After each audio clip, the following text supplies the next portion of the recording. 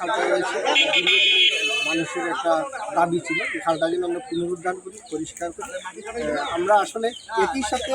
পরিষ্কার ও পরিচ্ছন্ন করতেছি, খালটাকে আমরা ডিমার্কেট করবো, কোথাও কোথাও আমরা প্রয়োজন বুঝে খনন করব, আবার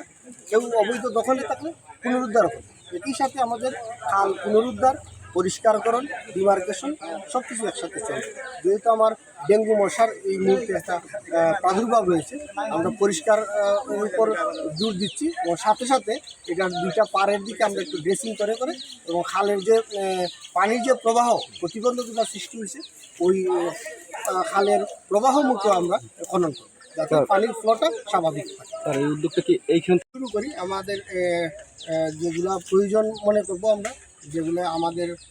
অবৈধভাবে দখল হয়ে যাচ্ছে, পর্যায়ক্রমে সবগুলো খালি আসলে আমরা কার্যক্রম গ্রহণ করব পৌরসভার পক্ষে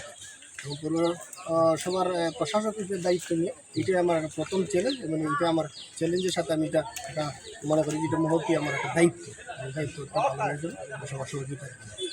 এবং পাশাপাশি এইখানে যারা এলাকাবাসী আছে তাদের প্রতি আমার অনুরোধ থাকবে, এই খালটা আপনাদের খাল, এই খালে